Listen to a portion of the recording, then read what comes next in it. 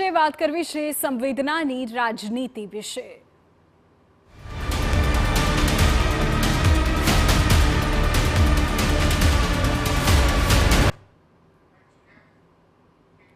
राहुल राजनीति अने हुंकार। जी हाँ, नेता विपक्ष बन्या बाद प्रथमवार गुजरातनी मुलाकाते आवेला राहुल गांधी ने लईने गुजरातनुं राजकारण हवे गरमायुं छे। गुजरातनी धरती पर पग मूकतानी साथे ज राहुल गांधीए हुंकार कर्यो अने फेंक्यो भाजपने પડકાર। राहुल गांधीए आगामी चूंटणीमां भाजपना सुपड़ा साफ करवानो हुंकार कर्यो छे। साथे ज दावो कर्यो छे के कोंग्रेसना बब्बर शेर भाजपने पोताना ज घरमां चूंटणीमां हरावशे। कार्यालय पर स्वागत बाद राहुल गांधीए हरणी बोटकांड, अग्निकांड और मोरबी झूलता ब्रिज दुर्घटना पीड़ितों परिवारों साथे मुलाकात करी और मुद्दाओं संसद में उठावीने न्यायनी हૈયાધારણા आपी।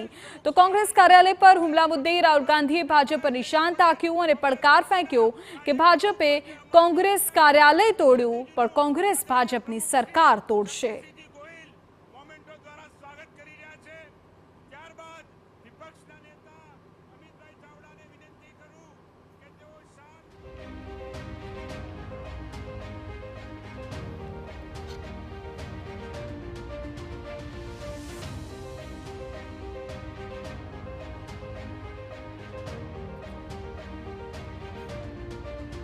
तो कांग्रेस सांसद राहुल गांधीનું મોટું નિવેદન સામે આવ્યું કહ્યું કે આગામી ચૂંટણીમાં ભાજપ અહીં હારવા જઈ રહી છે। કોંગ્રેસની આત્મા ચૂંટણીમાં લડશે અને ભાજપને હરાવશે। અયોધ્યામાં ભાજપ હાર્યું તેવી રીતે ગુજરાતમાં ભાજપ હારશે। ભાજપને પોતાના જ ઘરમાં કોંગ્રેસના બબ્બર શેર હરાવશે। ગુજરાતની જનતા ડરે નહીં પરંતુ ડર્યા વિના ભાજપ સામે લડે। જો જનતા ડર્યા વિના લડી તો ભાજપ કશું જ નહીં કરી શકે, આવું રાहुल ગાંધી બોલ્યા। शिव जी की फोटो देखिए, उसमें आपको यह दिखाई देगा और इसका मतलब है डरो मत, डराओ मत। और मैं आपसे यहां कहने आया हूं, इन्होंने आपके ऑफिस पे आपके कार्यकर्ताओं पर आक्रमण किया है। अब आपको डरना नहीं है, डराना नहीं है।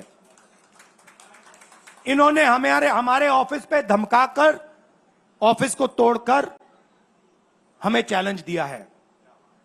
चैलेंज क्या है? गुजरात के चुनाव में मैं आपको बता रहा हूं, हम सब मिलकर इनको गुजरात में हराने जा रहे हैं। जो हमने कहा, और लिख के ले लो, कांग्रेस पार्टी की जो आत्मा है वो गुजरात के चुनाव में लड़ेगी और नरेंद्र मोदी और बीजेपी को गुजरात में जैसे हमने अयोध्या में हराया है वैसे ही हम गुजरात में इनको हराने जा रहे हैं। कौन हराएगा? हमारे लीडर हराएंगे, हमारे बब्बर शेर टाइगर हराएंगे। आपको डरना नहीं है। बिना डरे अगर आप बीजेपी से लड़ गए, चाहे आप किसान हो, मजदूर हो, छोटे व्यापारी हो, अगर गुजरात की जनता बिना डरे लड़ गई, बीजेपी सामने नहीं खड़ी हो पाएगी।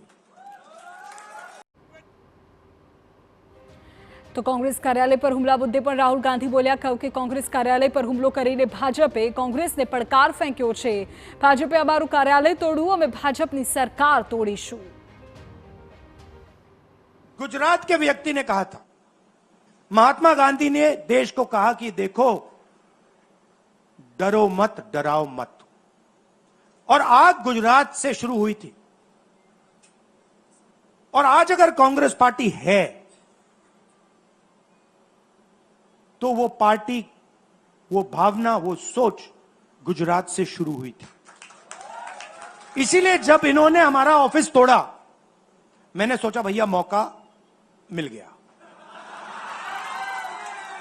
अब हम इनको सबक सिखाएंगे। जैसे इन्होंने हमारा ऑफिस तोड़ा वैसे ही हम उनकी सरकार को तोड़ने जा रहे हैं।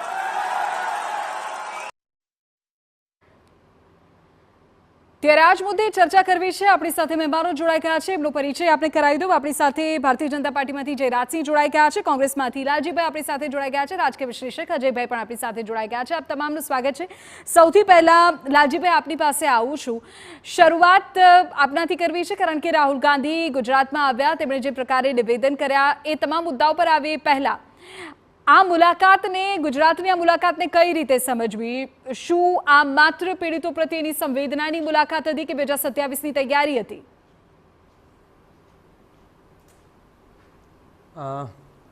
નમસ્કાર મિત્રો, અને હું આપના માધ્યમથી TV9ના માધ્યમથી સમગ્ર ગુજરાતના જે પણ દર્શકો છે એને કહેવા માગું છું કે રાહુલજીએ આના થોડા સમય પહેલાં રાજકોટના વિક્ટીમ સાથે જે છે ઝૂમ મિટિંગ કરીને પણ પોતાની સંવેદના જે છે એમણે પ્રગટ કરેલી અને દુઃખ દર્દમાં એમણે સાથ આપવાનું કહેલું. આજે પણ આપ જોશો તો કોંગ્રેસ પાર્ટીના જે કાર્યકર્તાઓ કે જેને વિના કારણ, આમાં તો એવું છે ગુજરાતમાં એવું બન્યું છે કે ઉલટા ચોર કોટવાલ કો દંડે, એટલે અમારા જ કાર્યાલય ઉપર જે હુમલો કરનાર, અમારા ઘર ઉપર કોઈ હુમલો કરે અને અમે બધા આરોપી અને હુમલો કરનાર હુમલાખોરો જે છે ફરિયાદી. આખી જે ગુજરાતમાં જે ઘટના જે ઘટી રહી છે એવી છે કે તમે કોઈકના ઘર ચોરી કરો, જેના ઘરમાં ચોરી થાય એને ચોર ગણવાનું અત્યારે એ પોલીસ પણ ભાજપના દબાવમાં કરી રહી છે. આવી સ્થિતિમાં કોંગ્રેસના કાર્યકર્તાઓ આજે સવારમાં ઘણા પત્રકારો સાથે જે વાત થઈ એમાં પણ એમણે પ્રશ્ન પૂછ્યો હતો કે આ રાहुल कांग्रेस के कार्यकर्ताओं का मॉरल बूस्टिंग के लिए आ रहा है. મેં કહ્યું કે ગુજરાતમાં 32 વર્ષથી શાસન ન હોવા છતાં પણ કોંગ્રેસનો એક એક કાર્યકર્તા જીવની બાજી લગાવીને, જી જાન કી બાજી લગા કે એ લડે છે. અને જે લોકોને તકલીફ હતી એ બધા તો છોડીને નથી પેલા કે જ્યારે નાવમાં નાનું કાણું પડે અને ઉંદરડાઓ બધા કૂદીને જેમ પાણીમાં જેમ કૂદકા મારીને જતા રહે, કોઈકને સત્તાનો ડર હશે, કોઈને સંપત્તિનો ડર હશે, કોઈને સુરક્ષા, બધા જ ગયા. હવે તો જે રહ્યા છે ને મજબૂત યોદ્ધાઓ છે. એટલે રાહુલજી પણ બહુ સ્પષ્ટ છે અને રાહુલજી જે આખી વાત મૂકી કે મજબૂત યોદ્ધાઓના સહારે લડાય, એટલે આવા મજબૂત કાર્યકર્તાઓને એ કહેવા માટે આવ્યા છે કે આ લડાઈમાં તમે એકલા નથી, હું તમારી સાથે છું વિપક્ષના નેતા તરીકે. એક બાજુ એના પરિવારને પણ મળ્યા જે લોકો લોકઅપમાં છે, અને આટલા બધા ડરપોક ભાજપી શાસકો કે જેણે રાહુલજી લોકઅપમાં મળવા જવાના હતા એનું કોર્ટમાં રજૂ કરવાનો સમય થાય એના પહેલાં એ લોકોએ રજૂ કરી અને રાહુલજી મળી પણ ના શકે એવી એમણે વ્યવસ્થા કરી. મૂળ વાત જે છે એ નિષ્ઠુર શાસકો છે. આ નિષ્ઠુર શાસકો કે જે રાજકોટના પીડિતોના આંસુ લૂછવા નથી ગયા, આ નિષ્ઠુર શાસકો જે હરણીકાંડના જે બોટ જે છે એ ડૂબી તો એના આંસુ લૂછવા નથી ગયા, અને ગઈકાલે રાત્રે પોલીસને મોકલીને એમ કહે છે કે અમે તમને CM સાથે મુલાકાત કરાવશું. રાહુલજી એવી કોઈ જાતના પ્રલોભન વગર આજે જ્યારે બંને પ્રકારના પીડિતો સત્તાના અત્યાચારનો ભોગ બનેલા અને સત્તાના ભ્રષ્ટાચાર, શાસકોના ભ્રષ્ટાચારના કારણે રાજકોટથી લઈને તક્ષશિલા જ્યાં બધા જ ભોગ બન્યા, અગ્નિકાંડ જે છે મોરબીની ઘટના હોય કે અલગ અલગ બધા ઉનાકાંડ જે છે એના લોકો અને જેના બુલડોઝર, હું એમ આપને જે કહેતા પૂરું કરતા પહેલા કહીશ કે આ બધા જ લોકો પીડિતોએ આજે રાહુલજીને એમ કહ્યું કે અમને આ ભાજપી શાસન પાસે કોઈ ન્યાયની અપેક્ષા નથી, ઉમ્મીદ નથી. રાહુલજી, અમને તમારી પાસે અને કોંગ્રેસ પાસે આ ન્યાયની ઉમ્મીદ છે, અને માટે રાહુલજી એમની સાથે સંવાદ કરવા હતા. આપણો નેતા તો કેવો હોય કે જે દુઃખમાં ભાગીદાર બને, સંવાદ કરે. આજકાલના રાજાઓ નથી મણિપુર જઈ શકતા કે નથી જ્યાં રાજકોટ કે જ્યાં પહેલી વખત નરેન્દ્રભાઈ જ્યાંથી ધારાસભ્ય બન્યા હતા ત્યાં પણ નથી જઈ શકતા. એવા નેતાઓ જેને ચૂંટીને મોકલો અને જનતાનું દર્દ ભૂલી જાય, એની બદલે એટલે કોંગ્રેસના નેતા લાલજીભાઈ, તમે અત્યારે એવું કહો છો કે તમારા નેતા દર્દ વહેંચવા આવ્યા છે, લોકોની વચ્ચે આવ્યા છે, એમની વાતને સાંભળવા માટે આવ્યા છે. જયરાજસિંહ, આપની પાસે આવું છું. જે પ્રકારે રાહુલ ગાંધીએ સંસદમાં પણ કહ્યું અને આજે પણ તેમની સ્પીચમાં જોવા મળ્યું, અને તેમણે કહ્યું કે બીજેપીને અહીં હરાવવા જઈ રહ્યા છીએ, જે પ્રકારે અમારું કાર્યાલય તોડ્યું, અમે સરકાર તોડશું. જો વિધિ, એક વાત બહુ સ્પષ્ટ કહું કે રાહુલ ગાંધીને જે કહેવું એ કે એમને કોઈ બહુ ગંભીરતાથી કોઈ લેતું નથી, અને એ એમના નેરેટિવ કેવી રીતે સેટ કરવા એ એમનો વિષય છે. આવું રાહુલ ગાંધી દરેક ચૂંટણી વખતે કહે છે. પણ હું આપના માધ્યમથી ગુજરાતની જનતાને એક વાત કહેવા માંગુ છું કે પહેલાં તો સ્પષ્ટ રીતે 2017ની ચૂંટણીની એમને પોતે ઉલ્લેખ કર્યો છે. આદરણીય રાહુલ ગાંધીજીએ પોતે ઉલ્લેખ કર્યો છે કે 2017માં, અજયભાઈ સમજો, તમે હતા ને હું હતો, આપણે હતા જ આમાં રેલીમાં, એમને એવું કહ્યું અને 3 મહિના સુધી સળંગ વારાફરતી બધા ઝોનમાં રેલી કરી અને ચૂંટણી જીત્યા. એના પછી કોંગ્રેસે એક વાત બહુ સ્પષ્ટતા સાથે કહું, બહુ સ્પષ્ટતા સાથે, અત્યારે મુદ્દા કરતા રાહુલ ગાંધી જે ગુજરાત જીતવાની વાત કરે છે એ મહત્વનો મુદ્દો છે જે TV9 પર આપણે ચર્ચા કરી છે. અને હંમેશા કોંગ્રેસે કોકના ખભા ઉપર બેસીને જ કોઈકના ખભા ઉપર બેસીને રાજનીતિ કરવી છે. ભૂતકાળમાં અનેક જગ્યાએ એ ધર્મની રાજનીતિની અમને આજે વાત કરી. કોંગ્રેસે હર હંમેશ જાતિવાદીની રાજનીતિ કરી છે અને પોતે જ કહે કે ધર્મનું મારણ એ જાતિવાદ છે. કોંગ્રેસ સતત જાતિવાદનું પોષણ કરે, પોતે જ કે અચ્છા શરૂઆત છે 1990થી શરૂઆત કરી અને મંડળ કમંડળની રાજનીતિથી શરૂઆત કરું તો ચર્ચા કરીએ અત્યારની સ્પીચની જો વાત કરું મને એની ઉપર આપનો જવાબ જોઈએ છે. શું ભારતીય જનતા પાર્ટી આ બાબતને ગંભીર ગણે છે? વાત કરીએ. હા હા, મારી વાત કહેશો તો મને લાલજીભાઈ સમય આપ્યો, મને બોલવા દો, એમાં આવી જ એ જ કહું છું, જશે. એ જ મારે કહું વિષય છું, બોલો. ડિફર થશે જ નહીં, ચિંતા ના કરો વિધિ. હવે મુદ્દાની વાત એ જ કહું છું, પણ મારે ભૂમિકા બાંધું તો જ સમજણ પડશે. ઠીક. રાહુલ ગાંધી અત્યાર સુધી તો કોર્ટ ફરમાન કરે કે હાજર હો એટલે હાજર થઈ જતા, અદાલત ફરમાન કરે એટલે આવતા. 2022ની ચૂંટણીમાં માંડ 3 કે 4 એમને રેલી કરી છે. ખબર હતી કારણ કે બહુ ખરાબ પ્રદર્શન થવાનું છે અને હારવાના છીએ. 2024માં તો ફરક્યા જ નથી એવું કહીએ તો પણ ચાલે. એકાદ ટોકન કે આવ્યા તે એવું કહેવા માટે, એટલા માટે કે એમને મુદત ભરવા સિવાય છેલ્લે 2017 આજે 24 થઈ 7 વર્ષમાં કોર્ટમાં મુદત ભરવા સિવાય રાહુલ ગાંધી આવ્યા નથી. હવે સવાલ શું છે? જીતવાનો. કે એટલે એના ઉપરથી એક વાત કહું કે અમે મોદીજી તામિલનાડુમાં ખબર છે કે પરિણામ ના મળે તો પણ વારંવાર 7 થી 8 સભાઓ થાય, 17 થી 18 વખત જાય. કેરાલામાં પરિણામ ક્યારેય ના મળે, ડિપોઝિટો માંડ બચે ભારતીય જનતા પાર્ટીની તો પણ વારંવાર જાય. એટલે અમે પ્રયત્ન કદી ઉતરતા નથી. આ તો શું હતું? ખબર હતી કે ગુજરાતમાં ખાતું ખુલવાનું જ નથી, જઈને શું કરવાનું. આ તો હવે એક થોડું ખાતું ખુલ્યું છે, થોડો આશાવાદ જન્મ્યો છે એટલે હવે ઉત્સાહમાં આવી ગયા છે. અમે તો એક વાત બહુ સ્પષ્ટતા સાથે કહું, અમે તો 99 આવી હતી ને એ દિવસથી ગાંઠ બાંધી હતી અને વટકે સાથ 99 થી 156 આવી ગયા. વટકે સાથ સમજો મારી વાત. ડંકાની ચોટ ઉપર ગાંઠ બાંધીને નક્કી કર્યું હતું કે અમે આવીશું અને અમે 156 સુધી આવ્યા છે. જનતાની અદાલતમાં અટકાવું છું એટલે અટકાવું છું કારણ કે બીજા મહત્વપૂર્ણ સમાચાર આવ્યા છે. પણ એ પહેલા મારે અજયભાઈની કમેન્ટ લેવી છે. અજયભાઈ, બંને નેતાઓ પોતપોતાની રીતે વાત કરશે, પરંતુ આજે જે રાહુલ ગાંધી આવ્યા, પીડિત પરિવારના લોકોને મળ્યા અને સાથે સાથે એમણે અહીંથી જ કોંગ્રેસના નવસર્જનનો દાવો કરી દીધો છે. આ તેમની મુલાકાત માત્ર સંવેદના હતી કે પછી રાજનીતિ કે 2027ની શરૂઆતનું આ વલણ કહી શકાય? જો સંવેદનાની રાજનીતિ તો દેખીતી રીતના એક રાજકીય જેને કહીએ ને ટોકનિઝમ હતું. હકીકત એ છે વિધિ કે આવનારા 3 મહિનામાં મહારાષ્ટ્રમાં વિધાનસભાની ચૂંટણી છે, હરિયાણામાં છે, ઝારખંડમાં છે, જમ્મુ કાશ્મીરમાં છે, બિહારમાં છે, દિલ્હીમાં. આવનારા 3 મહિનાથી 6 મહિના 8 મહિનામાં આ રાજ્યોમાં ચૂંટણી આવવાની છે. ગુજરાતમાં વિધાનસભાની ચૂંટણી હવે 3 વર્ષ સુધી આવવાની જ નથી. એટલે એવું નથી કે રાહુલ ગાંધી 3 વર્ષ પહેલા ચૂંટણીની તૈયારી કરવા આવ્યા છે, પરંતુ એમને ખબર છે કે ગુજરાતમાં કોંગ્રેસનું સંગઠન નબળું છે, ગુજરાતમાં નેતૃત્વની જરૂરિયાત છે. ગુજરાતમાં એમને જે એક સૂચક વાક્ય કહ્યું કે ભાઈ મને લગ્નના ઘોડા નથી જોતા, મારે તો રેસમાં દોડે એવા ઘોડા જોઈએ છે. એટલે એની તૈયારીના ભાગરૂપે એ ગુજરાતના સંગઠનને મજબૂત બનાવવા માટે અને વડાપ્રધાન નરેન્દ્ર મોદી અને અમિતભાઈને એમની હોમ પીચ પર પડકારવા માટેનો એક એમનો પ્રયાસ હતો, જેથી ગુજરાતના કોંગ્રેસ પાર્ટીના કાર્યકર્તાઓ છે એ થોડા જોમવંતા બને. બાકી હકીકત તમે જુઓ તો હરાવવાનું કામ એટલું સહેલું એટલા માટે નથી કે હું તમને જસ્ટ ફિગર્સ કહું. 2017માં કોંગ્રેસ અને ભાજપ વચ્ચે મતોની ટકાવારીનો ડિફરન્સ જુઓ તો 8% હતો. 2019માં 30% જેટલો થઈ ગયો. 2019 લોકસભાની ચૂંટણીમાં, 2022 વિધાનસભાની ચૂંટણીમાં 52.50% મતો ભાજપને મળ્યા, કોંગ્રેસને માત્ર 27.28% અને આમ આદમી પાર્ટીને 12.92%, એટલે 13%, ગણો ને 40% સામે ગયા.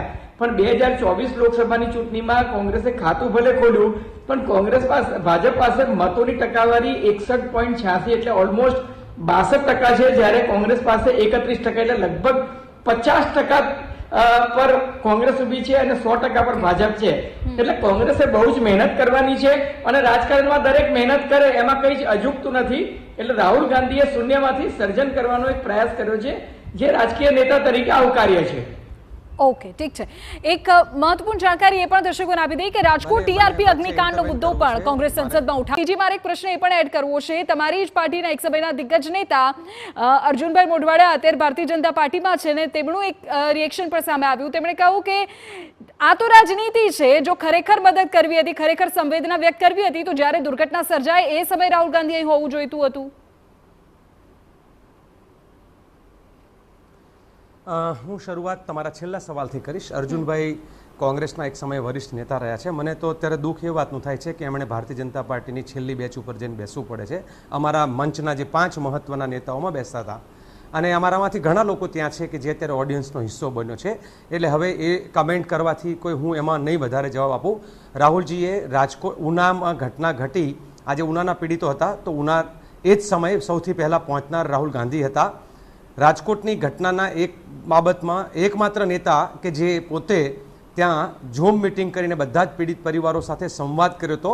લોકસભાનું મહત્વનું સત્ર ચાલુ હતું તેમ છતાં પણ.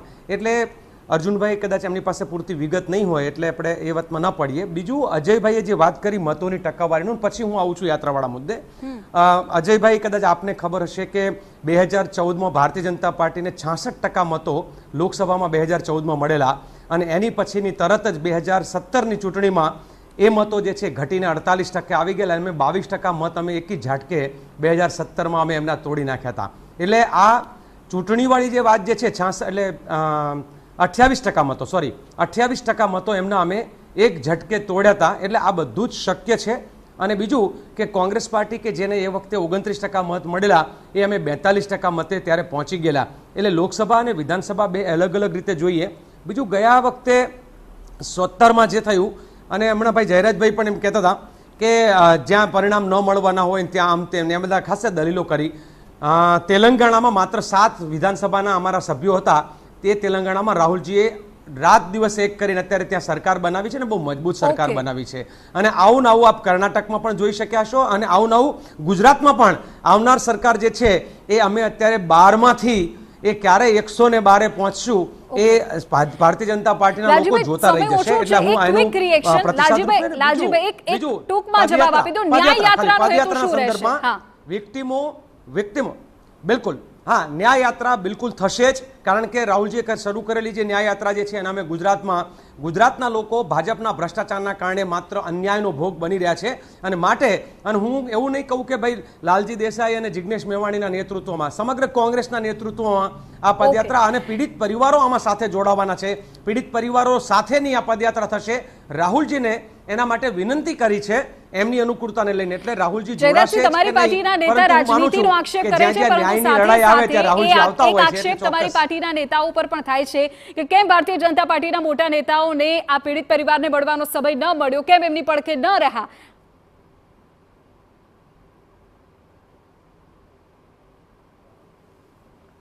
ઇલેક્શન આપ જયરાજસિંહજી, હા, આ સવાલ જયરાજભાઈને પૂછું. હા, જયરાજસિંહજી, સવાલ આપને છે. જી, પછી ભાજપ વાળાને તો માત્ર ગાદી ઉપર બેસવામાં જ રસ હોય. જી, શું સવાલ છે? પ્રશ્ન એ છે કે તમારી પાર્ટીના નેતા અર્જુનભાઈ મોઢવાડિયાએ કહ્યું કે આ રાજનીતિ છે. જો એ સમય રાહુલ ગાંધી આવ્યા હોત તો સંવેદના કહેવાત. તમારી પાર્ટીના નેતાઓ પર પણ એ જ આક્ષેપ થઈ રહ્યો છે કે પીડિત પરિવારને મળવાનું સૌજન્ય પણ નથી દાખવ્યું, તેમની પાસે સમય નથી ભારતીય જનતા પાર્ટીના નેતાઓ પાસે. હવે કોંગ્રેસ પાર્ટીના નેતા આવે છે તો એમાં રાજનીતિ કેમ દેખાય છે?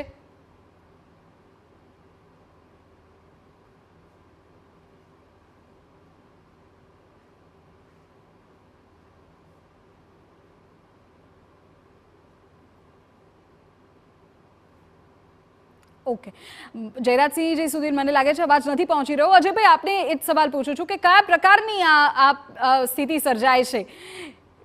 આને રાજનીતિ કહેવી કે શું કહેવું? અવાજ નથી પહોંચી રહ્યો. પરંતુ અત્યારે મહત્વપૂર્ણ બાબત એ છે કે કોંગ્રેસ આ મુદ્દાને સંસદમાં ઉઠાવવાની તૈયારી કરી રહ્યું છે. ન્યાય યાત્રા પીડિત પરિવારના લોકોને સાથે રાખીને કરવામાં આવશે. જો કે રાજનીતિ એની જગ્યાએ જરૂરી એ બની જાય છે કે પીડિત પરિવારોને ન્યાય મળે.